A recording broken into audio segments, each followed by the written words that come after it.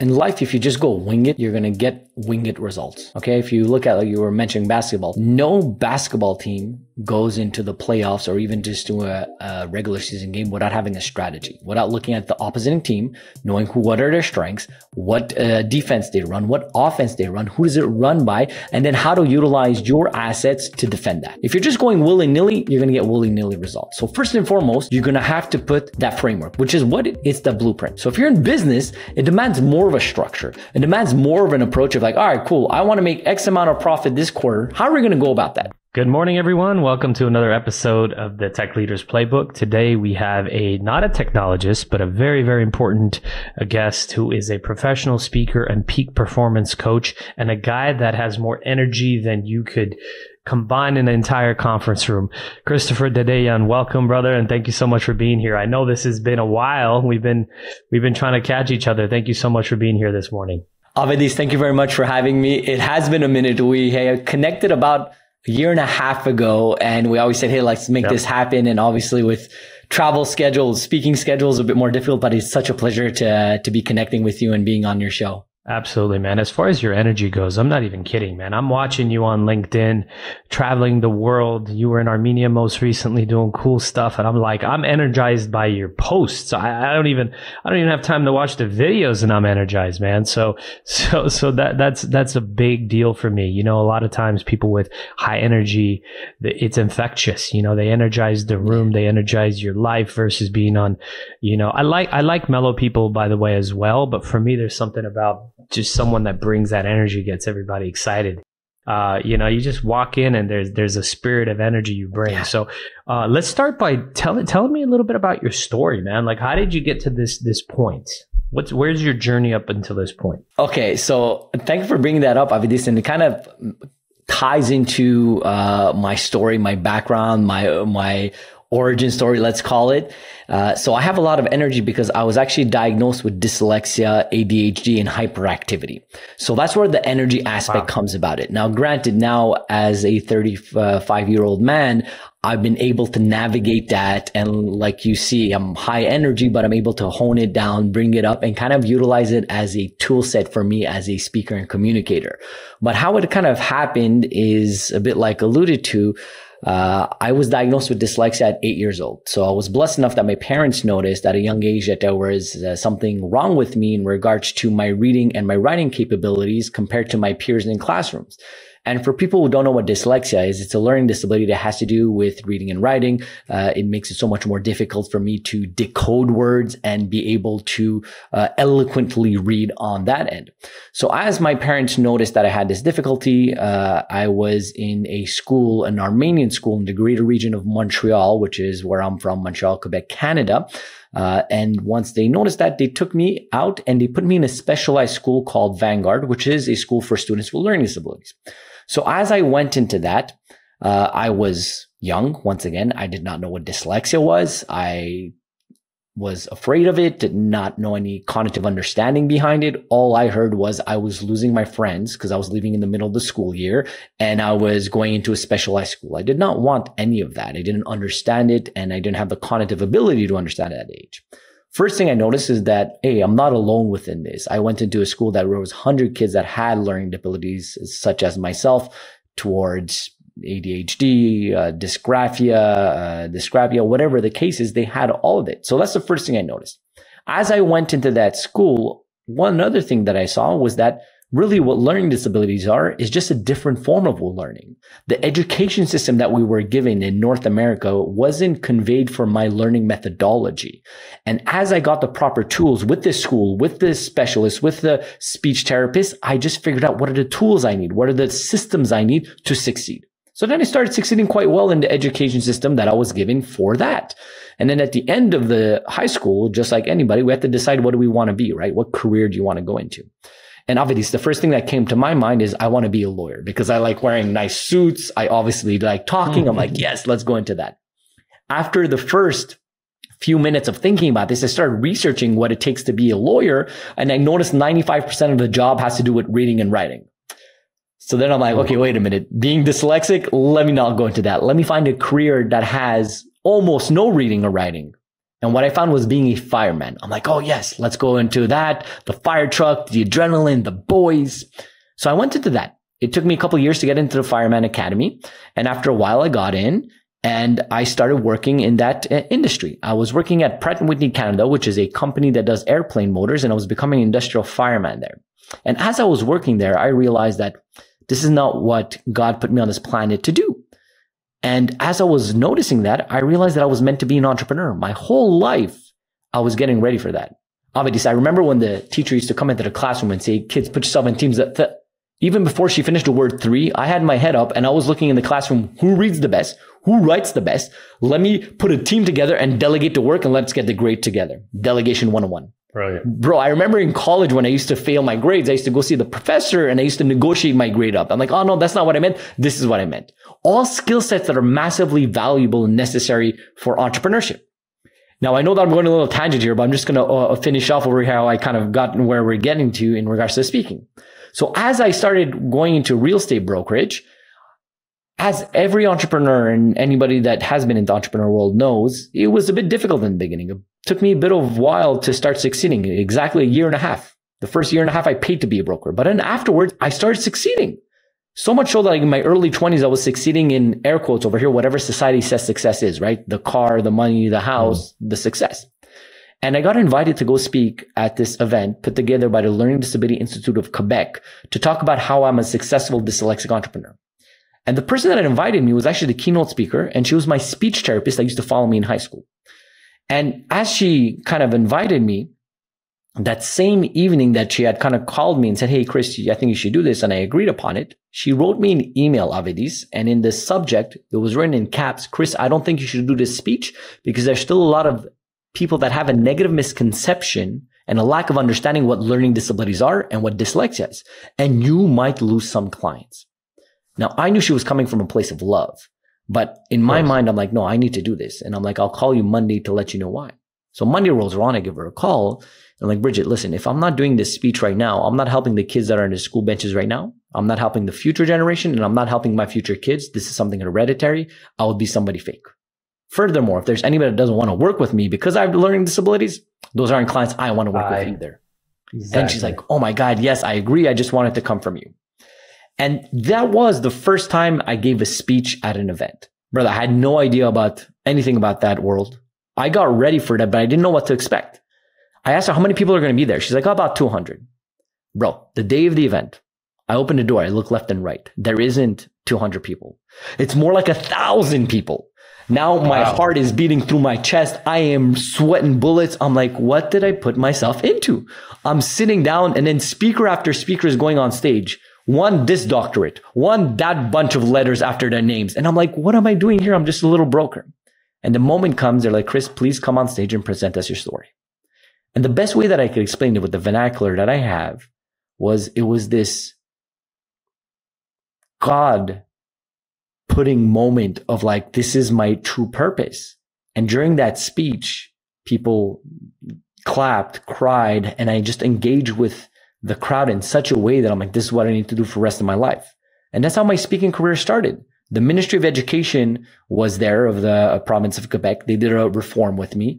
There was newspaper outlets that were there that wrote articles about me. And there was a bunch of teachers and principals that were there that started inviting me to go speak in their classrooms. And from that moment on, I knew this is what I do, what I need to do for the rest of my life. That was in March 2017. April 2018, I stopped everything I did with brokerage, and I've been doing this full time in regards to the speaking world and the coaching world. That's incredible, man. First of all, congrats. That's incredible. And two, there's a point to this, man. You know, you said something.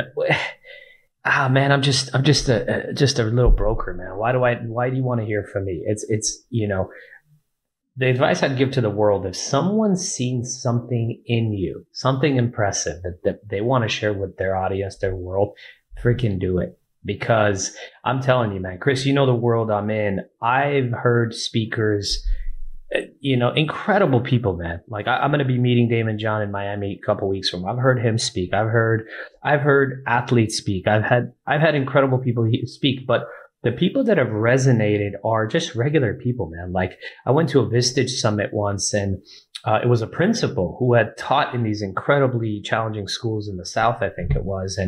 And I still remember a phrase she said. She went into this terrible school and people said, hey, good luck.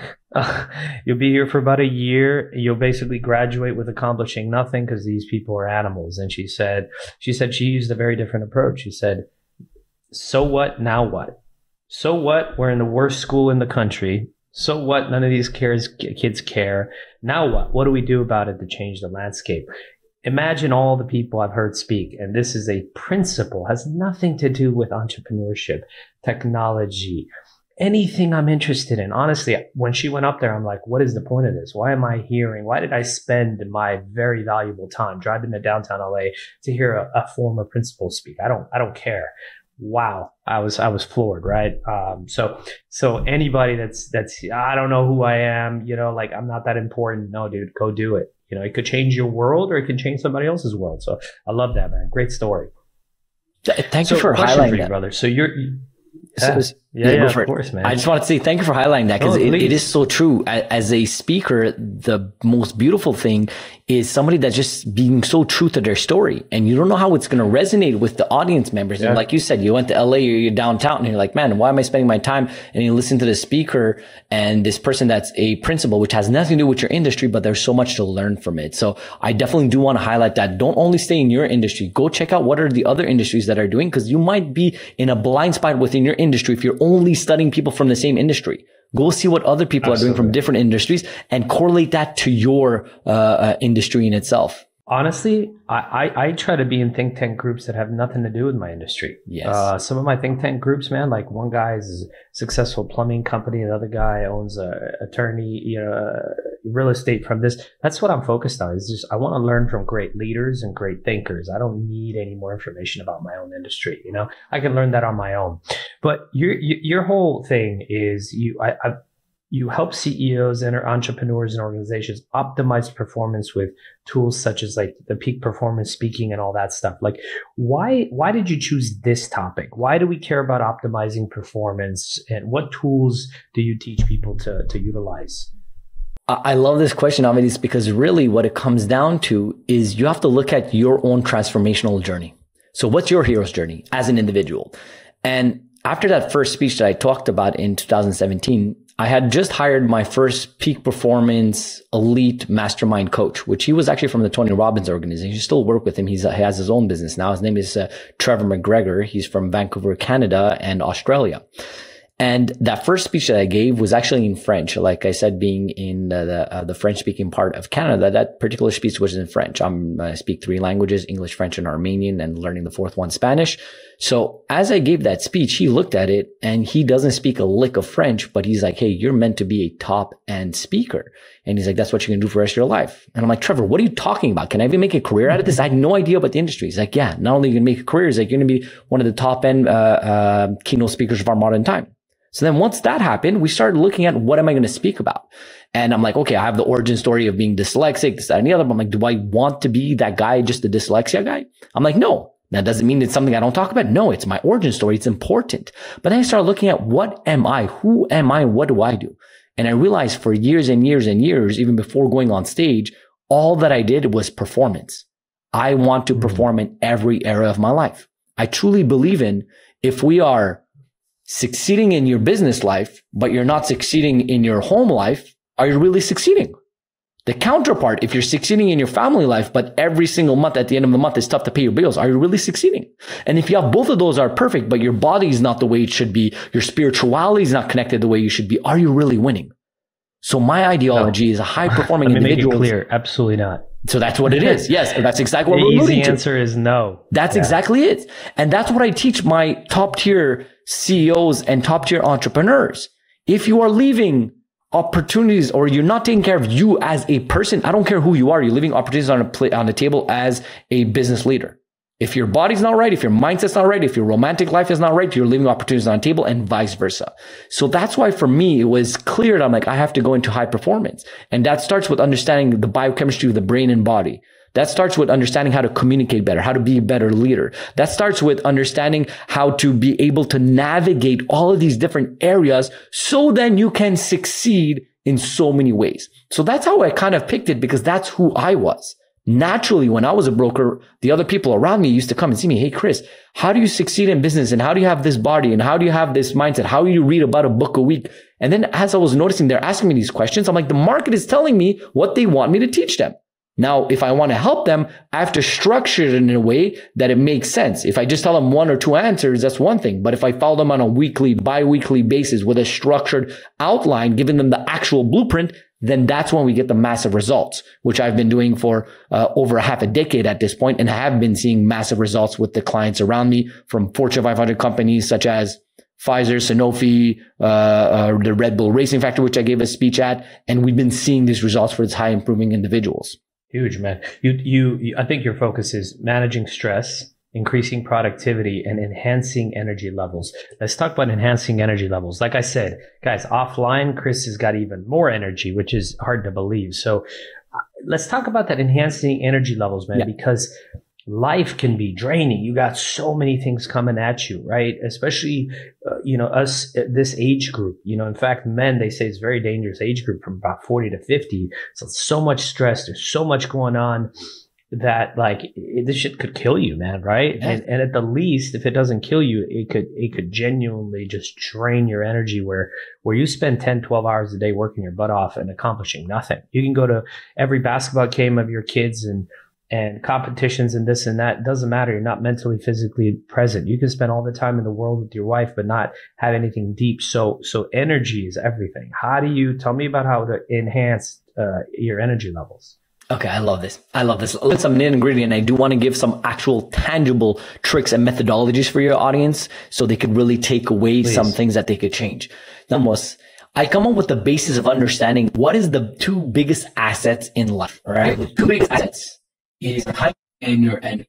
So your energy is something you have to protect at such a high level, especially as a high successful individual, because people are going to try to take your energy. They're going to be like, hey, can I have time to go pick your brain apart for a coffee, this, that, and the other? And certain times you're going to say yes, but most of the times you have to say no, and be aware of, as I'm saying no to this, it's actually I'm saying yes to other things that are most important, such as time with your family, such as X, Y, and Z. And not only that, as you mentioned so greatly, Avidis, in regards to, maybe you're physically at your kid's basketball game, but are you actually emotionally there? Yeah, maybe you're sitting down with your wife, but is your mind thinking about business and you're not connecting with her? Now, these are things that we have to be aware of. Now, let's go more into the tangible aspect of how to increase your energy. As we understand, number one is that that's the most important thing. Then we have to start putting systems and processes in place in your personal life and in your business to naturally acquire energy. So obviously, as you were mentioning, yo, Chris, you have a lot of energy and beyond. The reason why I'm like this, like I said, the base point, first of all, I do have hyperactivity, but I channel it and I do daily things to increase my energy, such as, first and foremost, being very much aware of my sleeping pattern. I analyze it. I know for me, I need 8 hours of sleep. I know that the most efficient and most productive and reparative sleep is before midnight. So I try to put more sleep before midnight. I wake up earlier. When I wake up, then I go do my meditating. After I meditate, I read my scripture. I read my Bible. Then I go into reading a book. Then I go into my mastermind, my affirmations, my gratitude. Now, these are a couple of things. Maybe you guys have heard of all of this, but let's put it in the aspect of what that does in your energy level. Okay. As I'm reading my IMs, which is affirmations, so I'm looking at my vision board, I'm reading the scripture, you're literally changing your physiology. As you're changing your physiology, which is a fancy way of saying your body, your serotonin levels are going to increase, your endorphin levels are going to increase. Obviously, as you mentioned, from 40 to 50, you are very, very in a dangerous moment in your life, or not even dangerous, I would say more active in rest. So if you're not utilizing tricks and methodology on a daily basis to be able to counter that, you will get in this matrix of a life that has been created for us, especially in North America, and not even notice that you're having high levels of stress in your life, and you'll have burnouts. So these are actual things that we do. Then we go into working out methodology. You have to be active every single day. I'm not going all day, but you have to at least go for a walk, do any type of activities if it's sport. As you are doing this, you're going to increase your level of energy. Food is another part of it. What kind of diet are you having? Are you eating a lot? Are you fat? Things that people know. But let me just highlight here. To know and not to do is really not to know. That's a quote by Stephen R. Covey. So if you're listening to this and you're like, yeah, I know this, but you're not doing it, brother, you do not know this. Sister, you do not know this. Everybody, go ask. I'm blessed to have a young niece and nephew, and my niece is 6 years old. I could literally go ask her at 6 years old how to lose weight in 2 steps, and she's going to give me the actual right answer. Which is obvious. If I ask you in 2 steps, how would you explain to a 6, 7-year-old, what do you need to do to lose weight? How would you explain it in 2 steps? Eat well, exercise. Right? That's correct. It's move every single day, calories in, calories out. But then why is it a $1 trillion industry? It's because people knowing it is one thing, practicing is another thing. So everything we're saying here, I could go so much more in depth. I could give more practical steps. But if the psychology and the story that you tell yourself is off, I don't care who you are, the strategy is not going to work. Because 80% of success is psychology and only 20% is mechanics. So we have to get our psychology right to increase your energy, to increase the positive mindset, and then the mechanics will come easily. It is easy to be quite honest, very successful financially. It's numbers. It's a numbers game. It's the psychology that you need to be consistent, to be repetitive, and to go towards the ups and downs that's going to make you succeed financially with your family life, with your health and beyond. Nice, man. I think it's huge. Yeah. Time and energy. That's interesting. You brought up time and energy because you're right. You could have all the time in the world, but if you don't have the right type of energy, you don't care. It's not being used well. And if you have the right energy, but you don't dedicate enough time, then there's no point. There's other people taking your time. I find, Christopher, you know me, I'm a giver. I like to give people time, especially if I know them. But man, you're right. If you give it to this person, it literally means you can't give it to this person. And so you have to be really, really, really smart about it. I'm learning a lot the last year, man, because all the crazy stuff that's happened the last year, I've learned life is really, really genuinely short. And you can't say yes to everything, because if you say yes to everyone, then you're saying no to some of the right people, some of the most important people. So that's huge. You're a relentless dude, I'm guessing. How does your relentless attitude, and learnings from your failures contributed to your success as an entrepreneur? It is the baseline. Honestly, the only reason I succeed at a high level is because I am relentless. And where that started for me is because of the learning disabilities. At a very young age, I was faced with, once again, a education system that wasn't tailored for my type of learning. And because of that, I failed consistently, often. And then I realized, what is really failure? Failure is nothing more than just you learning from what you did. And if you continue at it, you're going to succeed at it. So that was directly correlated to my business life. Like I said, the first year and a half of me being a broker, I had the most difficult time. I literally had no more money. And then at a certain point, just continue, it blows up. The speaking and coaching world, same thing. When I decided to go into it, everyone thought I was crazy. I was giving up a successful brokerage company that I started at my young 20s. The owner of the agency that I used to work at, he's like, yo, Chris, you're one of the young up and comers. You're crazy. What are you going into? And I was going into an industry I had no idea of. But I just felt in my gut, in my heart, that God was pulling me towards it and I had to go towards it. So everything I've done, the only reason I've succeeded is because I am relentless. I've put proper systems and processes in place, and I've just been consistent on it, and still being I'm a God-fearing individual, trusting my gut and trusting that that's the proper way to go about it. So if you're asking me how it is, it's massively important. And I could even correlate it to, as I mentioned, I'm a bookworm. The book Grit by Angela Duckworth. Okay. She's a researcher that went into that aspect and be like, hey, what does it really take to succeed? And she saw that the number one trait from top tier entrepreneurs, from people that are in the army, from top tier athletes it's grit. And grit is another vernacular for saying just relentlessness.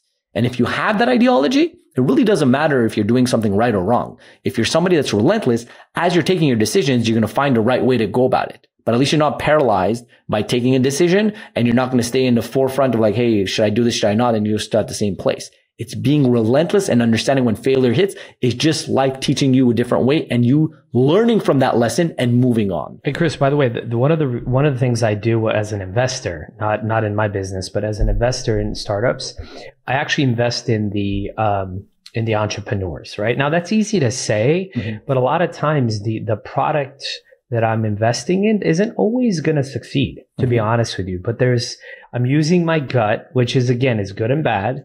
I don't have too much time to research and have 10 meetings with these people. It's usually 1 or 2 meetings. And I said, let's go, because I'm focused on the entrepreneurs, because if they're the right people, they're going to pivot until they get it right.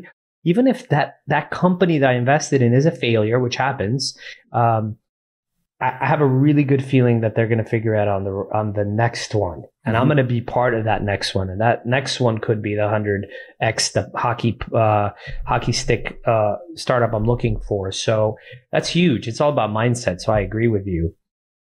Speaking of grit and success and failures, Winston Churchill has a great quote. I don't know it from the top of my head, but the gist of it is success is going from one failure to the next with no loss of enthusiasm. Yeah. So success huge, with no loss of enthusiasm. It's not surviving those failures. All right, let's keep going. It's like next one, let's go. So that's one of my new favorite quotes. Success is not final. Failure is not fatal. It is the courage to continue that counts. Winston Churchill. Keep going. There's more to that quote. So the baseline is that, but you have it up somewhere, don't you? Sorry. You have it up somewhere. That's really cool. I saw you looking into in your head. I love it. I have it in my mind. I have like a bunch of quotes in my mind. When I was looking up, actually there's cognitive aspects behind it. When your eyes goes one way or another, it's because you're going into your memory, cognitive aspects. So when you're thinking about certain things, your eyes go one way or the other. So that's specifically, one of the quotes. I love it, man. Hey, let's dive into your philosophy on eliminating, limiting beliefs, and it's pivotal for achieving greatness. Limiting beliefs is the baseline, actually one of the first pillars that we look at in my coaching ideology, because once again, it really doesn't matter where you're born, where you're from, you're a girl, guy, African American, Canadian, Asian, whatever that, everybody has limiting beliefs. And these limiting beliefs have been given to you by where you're born, by how you were raised, by your parents, by your environment, and by yourself. So what we have to look at is what are the limiting beliefs that are disempowering you? Take them out and replace them by powering beliefs. But everybody has them. Now, if you're unaware of it, that's where it becomes very dangerous. That's where it becomes that it hurts you. Because the honest thing is, and this is actually a quote as well, the most expensive thing in life is being ignorant. And the thing that's crazy about that is you don't even know that it's expensive because you're ignorant on that fact. But once you acquire the knowledge, you're like, oh, wait a minute. I was doing this wrong for so long, but you didn't know. So when it comes to that aspect of that limiting beliefs, it's so massively important to unpack that. Now, the reason why people are repress that aspect, because it is a very scary and vulnerable place to look at your limiting beliefs, because that work is done by you, by yourself, looking at yourself in the mirror. And that's a dangerous slippery slope, right? You're looking at yourself and you're kind of analyzing all your mistakes, all your successes. You're analyzing your biggest fears. That's very, very difficult to do so. So I would suggest that aspect is do it with professionals, people that know this, have done it, and they could guide you through that process so they could get you to ask the right questions. And then that's the inner work. As you're realizing this, these limiting beliefs do not leave day or night. And dare I even say, some of them never leave, but at least they're diminished. And when they come about in your life, you're able to look at them and be like, oh, this is just a limiting belief. It's just a negative thought that I have. It's not who I am. It's not like, oh, I'm an angry person. No, I'm feeling anger at this point. How do I utilize it? It's not like, oh, I'm a negative person. I'm feeling negative at this point. How can I utilize it? And that's understanding the whole framework of emotions, which is once again, things that we talk about and work about in high performance, peak performance. You cannot let your emotions control you. You have to be aware of them. You have to understand what is happening. And then you have to keep somewhat of an equilibrium in regards to deciding, do I want this emotion or not? So then you have that ideology of when everything's going great, you're not like, oh, I'm the king of the world. But then the counterpart, when everything's going bad, you're not like, oh, I'm the rut of the world. No, it's understanding that there's ebbs and flows. There's always going to be ups. There's always going to be downs. But if you're able to keep that equilibrium and keep that humbleness, keep your 10 toes down, then that's when you're going to be able to succeed with all of your emotions and all of your limiting beliefs that may come and leave throughout your day.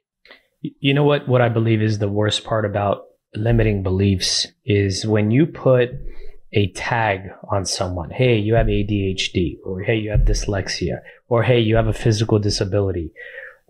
Sometimes people, especially kids, will literally, that's the hat that, you know, that's what they hang their hats on, and they're done. That's their excuse for failing. That's their excuse for not succeeding in school and business world and stuff like that. So that's incredibly important to break that down, eliminate it immediately, because that's it. Sometimes, you know, someone finds out they're dyslexic. They're like, now I know why I struggle reading. It's not because I'm dumb. Yes. Clearly not that. It's just I learned differently. All right, I've got to figure out those strategies versus, hey, sorry, I'm dyslexic. Therefore, I will never be able to read. Therefore, don't ask me to read. Therefore, please don't expect me to get A's and B's, Dad. Hey, you know, all that stuff needs to be eliminated very quickly in people's lives because they use that as their excuse for failure. And I hate that. It drives me crazy, you know? 100%. Speaking of limiting beliefs, Chris, there's a great story coming out of Fresno. I was just in Fresno. I don't often go to Fresno. I went there because my son had a basketball tournament. And one of the cool stories I told my kids was, hey, you know, in the 20s, I think it was, Armenians who had migrated there in the maybe late 1800s, they couldn't own farms. They couldn't own farms. You know, Armenians are very entrepreneurial spirited, you know. And so they came there and they said, why can't we own our own farms? Because you're not white. Only whites could own farms. So somebody said, so we are white. Well, yeah, but that's not how you're an immigrant. So we can't have you as white. That's interesting. So they went to the courts to prove that they're Caucasian, and a law passed considering Armenians Caucasian. Right? Oh, wow. Now you can look at the reverse side. Yeah. So now kids could say, because of the work done in the 20s, unfortunately now we can't get, you know, certain, I don't know what you call it, certain rights, certain scholarships, certain things. So that sucks. But I think overall, I think it's much better, right? Because we don't have anything to lean on. We have no excuses. We have no scholarships that's based on a race or culture or anything like that. We just got to go and hustle and work our asses off, just like everyone else. And I thought that was a great story for them to have to prove that they're Caucasian to own a farm. Talk about limiting beliefs and conquering it. I mean, I thought that was a really cool story, you know? 100%. And it kind of speaks to the testament of any nation or community that's been repressed. Now we're talking about the Armenians, we're both Armenian, but there's many communities that have been repressed. And the fact that they are repressed, it creates this ideology of just being somebody that has grit, right? Just never gives up. All right, cool. That's the situation. How do we navigate it? How do we go about it? How do we prove ourselves in this regards with this story that you're saying that we're Caucasian? How do we get that land? And it's all about just having the understanding of what is the rules set in place for where you live and how to utilize it for your advantage as best as possible. And that evolves. As you mentioned, now there might be some advantages, disadvantages, but as long as we're somebody that always evolves as a community and as an individual, you will succeed. We could take you out, put you anywhere you want, in the Middle East to Asia, to Europe, to North America, to South America. If you have that mindset of understanding the framework and being able to work it, you will always succeed. It won't be easy. Nothing is. Nothing worth having is easy, but you'll be able to have that structure to know what to do to succeed. Well, one of the reasons I believe I succeeded is because my parents did something really kind of mean in a way. They moved every year when I was a kid. And man, talk about, it's already difficult being a kid. But every year they moved from one city to another, to another, to another, and not realizing the impact it had on me, right?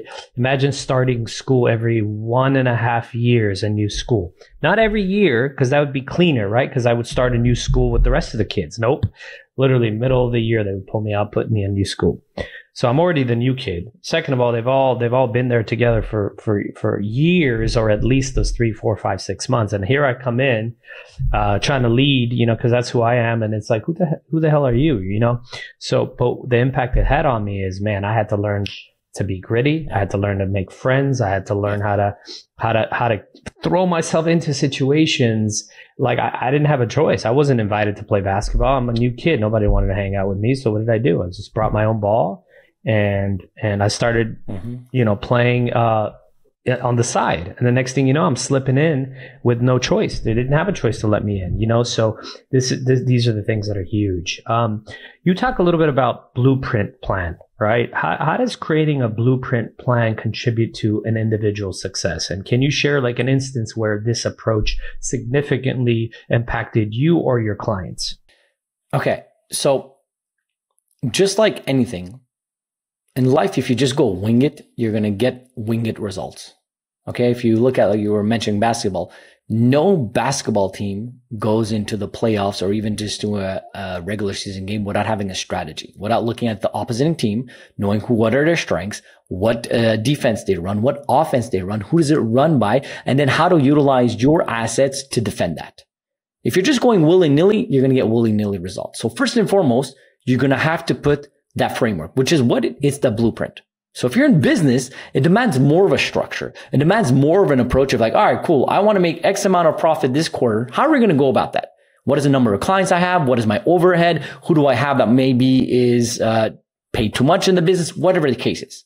Then we go into the most important part, which we kind of alluded to.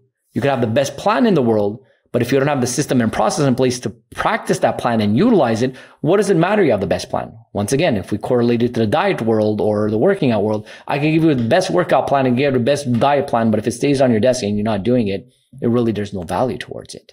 So the blueprint plan is massively important because you know what are the right steps. You could cut the learning curve in half. And then you have to put systems and process in place in your personal life and business to succeed. One example of system and process in place. Once again, I'm utilizing the workout world because it's very tangible and people understand it more cognitively because there's an actual physical change when that happens. Let's say you want to run every single day. And then you wake up one day, you're like, all right, cool. Like I had set the night before, I'm going to go run. I'm going to go run 5K or 3 miles, whatever the case is. And then you wake up and you're like, you know what? It's kind of cozy in the bed. It's nice and warm in the sheets. The pillow's very soft. You know what? I'll just do it tomorrow. We'll do it. We'll start tomorrow. And then tomorrow goes around, same thing. You're like, you know what? I'll do it the next day. And the next day comes around and you're like, it's Friday. It's the weekend. We'll start next Monday. Now, that same scenario, you do that and then you're like, hey, all right, cool. I want to run. And then you get out of your bed, but right out of your bed, there isn't your slippers, but it's your sneakers and your workout clothes is folded right there. You're adding another layer of walking over that, of like saying, hey, if I say no, it's right here. It's going to hurt even more. Towards you're going to make it so much easier for people like, hey, you know what? Let me just slip my feet in these sneakers. All right, cool. I don't need to run amazing. Let me just put them on. Then let me put on the shirt. All right, let me just go out for a run. And then that creates proper neural networks in your brain and creates this anchoring aspect that you become a runner. That's systems and process in place. Same thing for your business. If you're like, hey, I need to do more sales. Cool. Then if you structure yourself of like every single day, the second I walk in, the first thing I do is I start prospecting. All right, cool. How do you go about doing that? How do you go about structuring that? If you put systems and processes in place, you will succeed. So first thing is you have to set up the plan. You have to look at what is not going right within your life. What do you want to increase within your personal life and business life? Then you start putting in the actual processes of system and processes in place within your business to succeed. So those are the two more main elements that you need to do in anything in life to succeed. That's huge, man. It sounds like you're big on systemizing business and life. It's not. It has to be, right? I actually agree with you, Chris. Like, okay, see this quote right here? We're talking about quotes previously by Aristotle, okay? And it says, we are what we repeatedly do. Excellence then is not an act, but a habit. Aristotle, right? So excellence is nothing more than a habit. So if you consistently go to the gym, you consistently work out, you consistently eat good, at a certain point, I don't know when it's going to happen. You're going to look yourself in the mirror and you're like, oh my God, look at these abs. They're not going to happen in one day, but it is going to happen if you're consistent on it. It's been a minute since I've made that statement, brother. Sorry? It's been a minute since I've looked and said, look at the abs. Yeah. Got to get back in the gym. That's just one example, but the business is the same thing. You're like, all right, cool. We had a tough quarter. Why did you have a tough quarter? Are you allocating your time right? Are you calling the right prospects? Are you doing your follow-ups? Are you doing your follow-throughs? Are you doing your follow-backs? Because people think... The key question is why. If you ask enough whys, you'll get to the root issue. Chris, it's interesting because I could easily argue the point here that I've succeeded in life, honestly, in a lot of ways, winging it. right? I show up to podcasts and I usually just show up. I don't care what questions they're going to ask. I may remember that morning I have a podcast. I wing meetings. I've historically just gotten away with. It's just like in high school. I got, almost straight A's by just showing up. What I'm realizing though is it got me here, but it's probably not going to get me there. And so I'm learning now, even at this level where I should be slowing down in my life and I should be pretty stubborn about what's, what I've done right and all the successes. I'm looking at it opposite is like, why am I tired, man? I've never been tired. Why am I leaving work saying, I didn't accomplish a ton? Why am I drained by every text message and phone call? And I'm realizing, man, I'm not getting enough deep work done. I'm not spending enough time doing deep work, and then I'm not offline enough with the family. So I'm now learning to, hey, you got to prep for that podcast. Hey, you've got to prep for that meeting. Hey, you've got to show up 5 minutes early to this meeting. It's crazy. I'm really excited about the results because, I'm wanting to wake up at 5 a.m. now. There's so many things I want to change because I've gotten to a point where, I'm tired, and I hate that word. I don't allow my kids to say they're tired. It used to be looked at as weakness, is like tired. What are you tired from, man? You're young. My dad wouldn't allow me to say I'm tired. He'd say, from what? So, but that's what happens when you drain your energy and get pulled away in 20 different, directions at the same exact time. So I'm now learning the challenge with living like this. So now we got to change the game up a little bit to get me to the next level of success. So you got it so spot on. I'm glad that you mentioned that, Avidis, because a lot of people I'm sure that are listening to this or viewing this might be thinking the same thing. It's working for me so far. Why am I going to change? And great. If it is working for you, that's great. But it's not going to get you to the levels that you want. Once again, if we use the analogy of basketball player, maybe when you were a varsity high school player, you didn't need to stretch. You just walk on the court and you're able to drop 30 points. Then when you go into college, you're like, cool, I could still manage with one day of working out and get it done.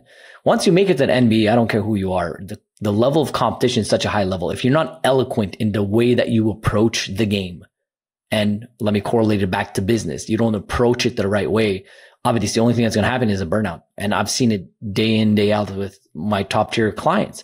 And the thing is that there's this misconception of discipline that they think discipline takes your time. You're going to wake up at 5 a.m. So you're not going to sleep good. You're going to miss your chances to go drink with your boys. That's so false. The actual reality is discipline gives. It gives so much more than it takes. In the beginning, it might be a bit uncomfortable, but after a while, it's giving you so much more energy. So when you're with your kids, you don't feel tired. It's giving you more financial success. It's giving you more free time because it's structured. You have a system and process in place to know what you say yes to, what you say no to, what you delegate eloquently as well. If you're a business owner, you're doing everything. You don't own a business. You own a job. There's a difference there. And these are the things that spot out, and then you see the difference. Now, Avidis, your talent got you to a certain level. And granted, you're very talented and you're doing everything. And I'm sure you're doing things more right than you're not, but it's only going to get you to a certain level. And then if you want to go to that next level, that is your desire. Then you have to look at everything in so many minute ways. And the reality is, Avidis, the difference between phenomenal and outstanding is a 1 millimeter shift. We're not taking you from a Honda Civic to a Ferrari. That's a bigger difference. We're taking you from a Ferrari to an F1. And the minute difference from F1 cars. And like I said, I was blessed enough to go give a speech at the Red Bull Racing Factory. And the Red Bull team has been dominating for the last couple of years. The only difference between Red Bull and let's call it Williams, which is on the bottom of the pack, or Haas, which is on the bottom, is hundreds of millimeters of seconds between being first and last in those higher levels. So to do the switch from one to another is doing minute changes and consistently holding it, which is going to compound over time and give you that hockey stick effect like you alluded to previously. It's all about, in football, I was teaching my team, the other day. I told them, guys, those of you that don't know football or do know football, why do people kill themselves for inches? And they're like, I don't know. All the football fans knew. It's just to get that first down. So I was teaching them, to really focus on the details, work on that one extra question that you ask that can change the landscape of how that interview goes and how that relationship with the client goes. So it's huge, man. I agree with you. It's a game of inches. People don't realize that. They just say, what does it matter if I ask that question or not? I already got what I needed. No, you didn't. You just don't know it. Let's talk about leadership a little bit. How do you measure the impact of yourself as a leader, right? So most of my listeners are probably leaders, whether they're in tech or they're just regular businesses, they're leaders, and that's very important to them. How do you measure how you are as a leader beyond scores you get from the team or best places awards and stuff like that? Great question. Okay. First and foremost, there's this adage question of, are you born a leader, or you could get developed into being a leader? Okay. Leadership is a skill like anything else. It gets developed. Now, granted, some people at a very young age get developed sooner than later because of the environment they're put in. Once again, as mentioned, because of my dyslexia, I had no choice but to be a leader because my skill sets didn't demand or didn't offer me to be able to do certain things in the school format. So I had to show my teachers that I wasn't stupid. So I had to be active in the classroom. I had to ask questions. I had to be able to spot talent around me so I could delegate the work. So at a very young age, my leadership skills got developed more and more.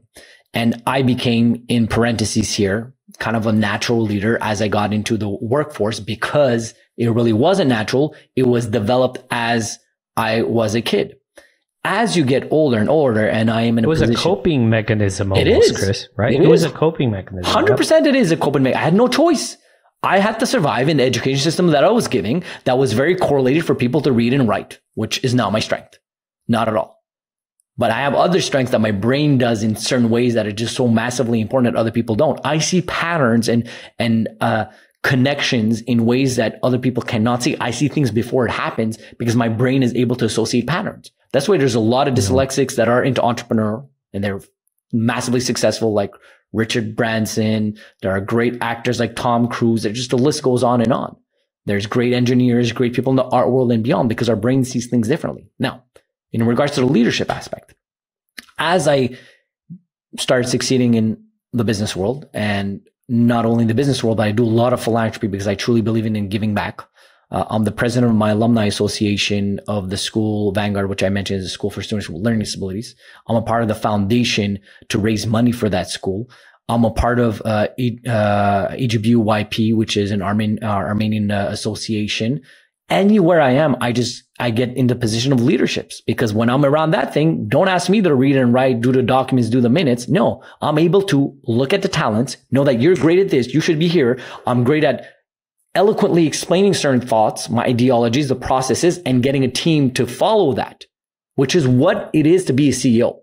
You have to be very correlated and very understanding of what is your mission and vision and your value statement and continually repeat that to your community. Because the people are not working for you. They're working for the mission and vision. As they're working for the mission and vision, you're going to find the right people that have the same mission and vision in their life that is linked up with the business. And then they're going to be so much more active. And they're going to want to have back because you're actually helping.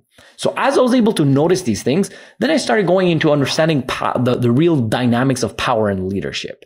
And if you look at leadership in the basis of it, a lot of people look at it as a position of, I want to be the leader. I want to be the president. I want to be this, that, and the other. But the reality is being a leader is a very difficult and, dare I even say, not a glamorized position. Because as a leader, you have to take the tough decisions, even though everybody thinks at that moment you're taking the tough decisions. But if you're in the position of leader and you know that's the decision you have to take for the greater good, and even if everybody's not going to like you for it, you have to take that decision. That's what real leadership is having the understanding and vision of what is the thing we need to do that is a greater good for the company, for the organization, for the family, for the community, taking that decision accordingly and still being very comfortable of like, you're going to ruffle some feathers and some people are not going to like you. But if in your heart of heart, you know that's the authentic thing to do, then you do it. That's what real leadership is in my regards. Not taking the decision that's agreed upon everyone, but taking the right one that you think is going to be good for in 5-10 years for the organization. it's leadership can be in a lot of ways a thankless job, especially if it's volunteering, right? If especially in these circumstances you're volunteering, there's a lot of frustrations around that, but people want to be led. Yes. And sometimes as I don't know about born leader, but as a natural leader, I would say, I find myself trying not to lead actively, right? And because I sometimes I don't want to be that guy. Sometimes I just want to sit back and I want to be led. I want things to be easy. And sometimes the itch is there. And if things are going well, I love it. And I kind of enjoy not leading sometimes. When it's not there, I need to step in. It's almost a responsibility, you know, and I see sometimes the relief in the room, right? My kids went 0-3 this weekend or something like that, their basketball tournament. I wasn't happy about it. And there's a lot of frustrations, obviously. I could sit there and whine and complain, blame the coaches, blame this, blame that. I said, you know what? No, what can I do that's different? My wife and I just looked at each other. I said, let me do one extra practice a week. She goes, yeah, why aren't you stepping in?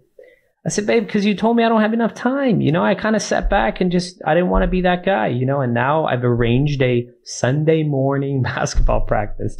Trust me, I'd rather be in church. I'd rather be sleeping in. I'd rather have that nice breakfast. I'd rather sip on my coffee and play chess. But I felt like, you know, it was needed because these kids are working so hard, but they just didn't get enough time together. They didn't have enough fun time to work on the fundamentals. You know, they're running plays. The problem is they don't have the right fundamentals yet. So I can sit back and blame others, but I'm like, no, do something about it, bro. What do? You just show up and watch, you know? And so that's how I stepped in and did something about it. So that's huge. Chris, let's talk a little bit about your speaking courses. Yeah. Tell us a little bit about it and how can people jump in and find you and potentially sign up to learn from your wisdom? So thank you for that. So as mentioned, I have several pillars within my business. So my company is Dedeyan Enterprises. I have Dedeyan Speaking, which is me going on stages, speaking on Fortune 500 companies about peak performance, as we mentioned, and God willing, we'll have other speakers under the banner as well. We have Dedeyan Coaching, which is executive one-on-one coaching for top tier entrepreneurs. And then we have our academy, which is a online group coaching platform course for entrepreneurs that have a certain product, service, or even an ideology they want to put out there. And we get them on more stages to talk eloquently about that. Because nowadays we're out there, we're marketing ourselves on social media, on all kinds of ways, from paying ads, from putting reels and beyond, which is great avenues. But there's a significant difference between you going on stages and being able to tell your story, to give value to the audience that's going to give you a positive ROI, a better return on your investment of time to get your right clients. Because if you're in front of a crowd of 100 clients that are potentially your ideal clients, your ICAs, your ideal client avatar, you being on that stage for 30 minutes, talking authentically about who you are and what you do, you're going to get a higher ROI for your business from everything that you're doing. Now, there's a way to go about it. What do I mean by that? We've all been at events, and usually there isn't one speaker. There's several speakers, there's keynoters and beyond. If you're going on stage and you're going to get naturally compared to the other ones, and you're not doing it as eloquently as other speakers, it's actually going to hinder you as a potential entrepreneur and speaker. Towards if you acquire the skills you need. And like you mentioned in the beginning of this, hey, there was that one principle and it kind of stuck with you. That person, you're going to be so much more attracted to. Furthermore, when you're doing any networking event, let's say with a room of 100 people, it's physically impossible for you to connect with those 100 people. Even if you do it adamantly, I'm going to go say hi to everyone. You don't have really in-depth conversations. Towards when you go on stage, you're going to create that connection through storytelling. And not only that, it's going to filter out the people that need to work with you. So you're not only going through 100, but you're finding the right people like, oh yeah, Avidis, he sounds amazing. I need his product. This is the thing that I need for my business. Let me go up to him.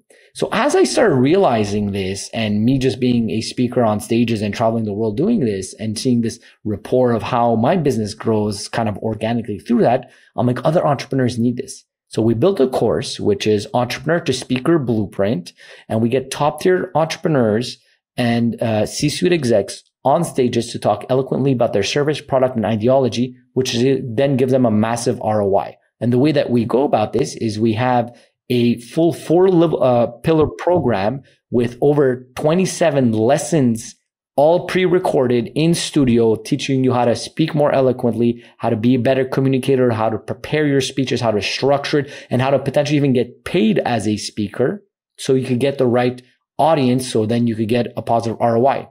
We have the workbooks that have linked up with it. We have the online community, and we have this whole aspect of we're supporting each other with an international community going forward. And that's, if you guys are interested, you could definitely go check it out at dedeyanacademy.com. So Dedeyan is my family name, academy.com, which obviously if you permit, you could put it in the links down below, or you could just go check out all of my stuff. My name is Christopher Dedeyan. It's pretty much plastered everywhere on all my social medias. We have a team kind of helping us with that. And we try just to give massive value through our online content. A bit like you spoke about in the beginning as well. We do a lot of videos and content just to give back to our entrepreneurial community. I love it. Last question. I know you've alluded a little bit to this. You spoke a little bit about some of your rituals, but given your emphasis on rituals and habits, which I think are huge, could you share some daily habits or rituals that significantly enhance professional and personal lives? Like give me like 3 or 4 things you must do on a daily basis. Okay. Number 1, hone in your sleeping schedule. This ideology that was proponently presented to us the last decade or so, I feel like it's changing now, the last decade, especially in North America, of like, oh, I'll sleep when I die. Hustle, hustle, hustle. It is so wrong. It is so incorrect. If you look at the biochemistry of the brain and body, you need sleep. So it's actually, once again, look at it as an investment. You sleeping is actually going to make you more productive, more creative, and beyond. You're not losing time. And even there's studies that have been done by Stanford University, by Yale, by Harvard, and it shows that if you do any work more than 55 hours a week, any additional hour you're doing is significantly diminishing the creativity and actually hindering your work for the next week. So it's just one thing over there. Second thing, I'm going to hone it in all together, both of these points: physical workout and proper diet, because you're fueling your body. Now, those are things that potentially people, once again, know, but they don't do. So they really don't know. But let's give it some more practical tips. First thing I do in my morning, I wake up at 4 a.m., is I have a moment of silence. So my moment of silence, I meditate and I read the scripture. I'm, like I said, a God-fearing individual. And even besides being a God-fearing individual, just read the Bible is the best personal development book out there. I've read a book a week. I've read so many of them. There's so many books I could refer to. Just go read the book of Proverbs. There is structures in there that teaches you how to be successful in life. We're not reinventing the wheel here. So that's one thing over there. Second thing, practicing gratitude. I do my gratitude journal every single morning. I wake up and I write 3 things I'm grateful for. Even when you're going through difficult times, those are the most important times, because it's easy to smile when your bank account is full, when you're in love, when business is going great. How are you showing up when, sorry, my language here, when shit is hitting the fan, when finances is tough, when you're having a tough conversation with your significant other, when your kids are not listening to you? That's where real men and women show up. So to do so, always having that ideology of, yeah, I'm going through a difficult time, but let me be grateful for what I have. Hey, I'm alive. Hey, I'm healthy. I have a roof over my head. I have food in front of me. Whatever the case is, reframes your mindset. So if you do those 3 main things in regards to being aware of your sleeping pattern, being aware of your moving and eating pattern, and being aware of your gratitude and being in that present moment and knowing how much you already have. And I'm not saying don't go wish for more. Go wish for more. Be ambitious. Work towards it. But before doing that, understand you already have so much. And understand everything you have right now, brother, you were working 5-10 years ago to have it right now. So granted, still work at something else, but there was a moment in your life you were praying to be right here. And we forget about it so soon because we're stuck in this matrix of society. What's next? Exactly. What's next? The goalpost is always moving. And like I said, it's okay. I'm probably one of the most ambitious people you will ever meet in your life. But I correlate that with that understanding of how do I hit that balance? Therefore, that's why as well, obviously, we were kind of talking before we recorded. One of the main reasons why I'm looking to move from North America and position myself in the European ideology, more specifically for me in Armenia, because there's a better balance of work-life balance in those places than North America. North America, we work to buy things that we don't care about to impress people we don't even like. It's a bit off. And now there's a lot of great things about North America. I'm born and raised here. I'm just saying, let's take the good stuff from here, take the good stuff from somewhere else, and then understand who you are as an individual and put the environment around you for you to succeed best. So that's what I would speak to that in regards Amazing. to setting your habits and rituals to succeed in life. There's a new great quote that I heard recently. Again, I don't know who it's from, but it combines your number 1 and 2. But it says, healthy people have 1,001 wishes and goals. Unhealthy people have one. Yes. Right? Is to be healthy. That's it. So if you want to be healthy, man, get your sleep right. Because I know when I don't sleep, I'm a hot mess the next day. And I used to not be that way. I used to be able to go until 2, 3, 4 a.m., wake up, go to the gym. But I'm realizing that that's not happening anymore. And then 2, of course, diet and workout, man. You got to do these things because it'll kill you otherwise. So, and the older you get, the more important these things are. Chris, it's been great, man. Any last minute thoughts before we hand it over back to the listeners? 100%. I'm going to leave you out one of my favorite quotes. So just again, and if you're viewing this and you're not listening to it, you see it in a quote over my shoulder. Socrates, the only true wisdom is knowing you know nothing. That's something I stand by and I always finish with when I give my keynotes. I'm positioned in life to be very blessed to travel the world and speak in front of thousands of people and give them my ideology, my thoughts, and my patterns that I think about. But the reality is we know nothing. And what I mean by that, even though we know so much, every time you learn something new, you realize how much there's something that you don't know. So what this conveys, this message, is be a student of life. Always learn, always educate yourself, always position yourself to learn more. And if you have that ideology, you'll succeed in life. If you think you're done, you'll be dead. You're never done. It's having that understanding that you always learn. You'll always educate yourself, and that will create a life of true happiness, I believe. Because that's what it is growth is what's going to create your happiness in any way, shape, or form that you're doing it. Love it. Chris, thank you for being here, man. You've added a lot of value, and looking forward to connecting offline. 100%, brother. Thank you for having me. Truly appreciate you and your community. And that brings us to the end of another great episode of the Tech Leaders Playbook. I want to thank you for joining us and hope you took away some valuable insights to apply in your professional journey. Don't forget to subscribe on your preferred podcast platform so you don't miss out on the next great conversation. I promise it'll be good. If you enjoyed today's episode, we'd appreciate if you could leave us a review. Your feedback not only helps us improve, but it also helps others discover the podcast. Better leaders mean better working environments. Better working environments leads to happier people. Remember, a rising tide lifts all boats. I'm Avita Santoplian, and this has been the Tech Leaders Playbook. Keep leading, keep learning, keep giving, and I'll see you on the next one. Until then, stay inspired, my friends.